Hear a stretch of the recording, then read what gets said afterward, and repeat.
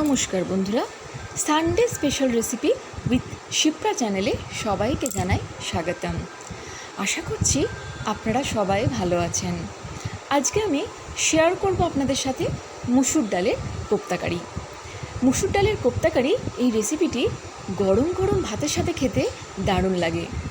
এই রেসিপিটি শুরু করার আগে আপনাদের কাছে আমার অনুরোধ রইল আমার এই ভিডিওটি স্কিপ না করে শুরু থেকে শেষ অবধি দেখার। তো চলুন শুরু করা যাক। মুসুর ডালের কোপ্তাকারি তৈরি করার জন্য আমি এখানে নিয়ে নিয়েছি পরিমাণ মতো মুসুর ডাল। মুসুর ডালটা ভালো করে জলে ধুয়ে নেব।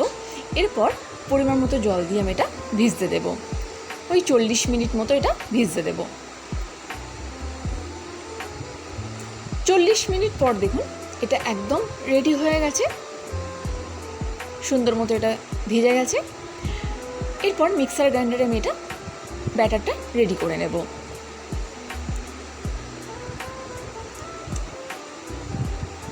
কোপ্তার ব্যাটারটা আমি রেডি করে নেব। ব্যাটারটা এখানে রেডি হয়ে গেছে।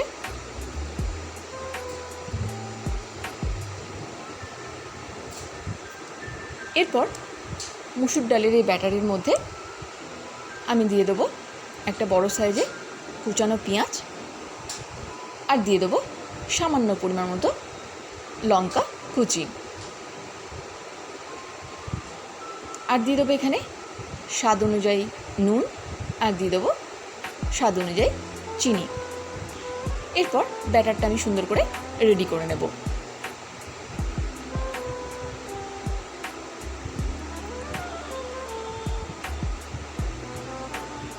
আমার এই ভিডিওটি ভালো লাগলে লাইক, শেয়ার, কমেন্টস করার অনুরোধ রইল।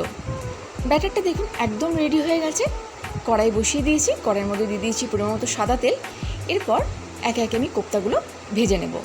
গ্যাসের ফ্লেমটা লো টু মিডিয়াম রেখে কোপ্তাগুলো আমি লাল করে এখানে ভেজে নেব। আমার এই ভিডিওটি যদি আপনাদের ভালো লাগে, বাড়িতে একবার অনুরোধ রইল এটা একবার ট্রাই করার। এটা খেতে খুবই সুন্দর হয়, গরম গরম ভাতের সাথে খেতে দারুণ লাগে। তো কোপ্তাগুলো দেখুন আমি এখানে লাল করে ভাজা হয়ে গেছে। আমি এখানে দুবারে কোপ্তাগুলো ভেজে নিয়েছিলাম। এইভাবে লাল করে কোপ্তাগুলো ভেজে নিতে হবে। তো সব কোপ্তাগুলোই দেখুন আমার এখানে লাল করে ভাজা হয়ে গেছে। আবার আমি কড়াই বসিয়ে দিয়েছি, কড়াইয়ের মধ্যে দিয়ে দিয়েছি পরিমাণ মতো সাদা তেল। তেলটা গরম হয়ে গেছে। ফোড়নের জন্য আমি এখানে দিয়ে দিলাম গোটা জিরে, আর এখানে আমি দিয়ে দিলাম একটা মাঝারি সাইজের কুচানো পেঁয়াজ। পেঁয়াজটা আমি এখানে হালকা বাদামি করে ভেজে নেব। গ্যাসের ফ্লেমটা মিডিয়াম রেখে পেঁয়াজটা আমি হালকা বাদামি করে ভেজে নেব। পেঁয়াজটা আমার এখানে হালকা বাদামি করে ভাজা হয়ে গেছে। এখানে আমি দিয়ে দিলাম একটা মাঝারি সাইজের টমেটোর পেস্ট। এখানে আমি দিয়ে দিচ্ছি পরিমাণ মতো হলুদ গুঁড়ো, আর দিয়ে দিচ্ছি সামান্য পরিমাণ মতো ধনে গুঁড়ো, আর দিয়ে দিচ্ছি পরিমাণ মতো কাশ্মীরি লঙ্কা গুঁড়ো, দিয়ে দিলাম স্বাদ অনুযায়ী নুন, আর স্বাদের ব্যালেন্সের জন্য আমি এখানে দিলাম গুড়ের ডাস্ট। এরপর মশলাটা ভালো করে আমি কষে নেব। কোপ্তার কারিটা আমি এটা রেডি করে নেব। মশলার সাথে সামান্য পরিমাণ মতো জল দিয়ে আবারও মশলাটা আমি খুব ভালো করে কষে নেব। মশলাটা খুব ভালো করে কষতে হবে, যতক্ষণ না তেল ছেড়ে আসছে ততক্ষণ অবধি মশলাটা কষে যেতে হবে। তবেই কিন্তু কোপ্তাকারিটা খেতে সুন্দর হবে। এখানে দেখুন একদম তেল ছেড়ে এসেছে, তার মানে মশলাটা ভালো মতো কষানো হয়ে গেছে। এরপর কোপ্তার কারিটা রেডি করার জন্য আমি এখানে দিয়ে দেবো পরিমাণ মতো জল।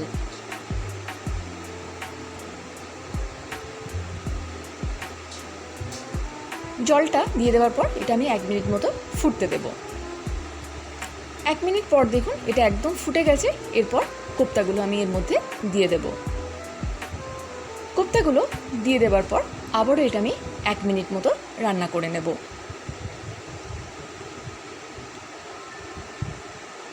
তো 1 মিনিট পর দেখুন আমি এখানে দিয়ে দিচ্ছি সামান্য পরিমাণ মতো গরম মশলা, আর দিয়ে দিলাম সামান্য পরিমাণ মতো কসুরি মেথি। তো এটা দেখুন অলমোস্ট রেডি হয়ে গেছে। এরপর আমি নামিয়ে নেব গরম গরম সার্ভ করার জন্য। তো আজকের এই রেসিপিটি আপনাদের কেমন লাগলো? যদি ভালো লাগে লাইক, শেয়ার, কমেন্টস করার অনুরোধ রইল। আর তারই পাশাপাশি আমার চ্যানেলটি সাবস্ক্রাইব করে আমার পাশে থাকারও অনুরোধ রইল। মুসুর ডালের কোপ্তা কারি রেসিপিটি একটা অসাধারণ রেসিপি, গরম গরম ভাতের সাথে খেতে দারুণ লাগে। আপনাদের কাছে আমার অনুরোধ রইল বাড়িতে একবার ট্রাই করার। সবাই খুব ভালো থাকবেন, সুস্থ থাকবেন। আবার চলে আসবো নতুন একটা রান্নার রেসিপি নিয়ে। Thanks for watching, bye bye.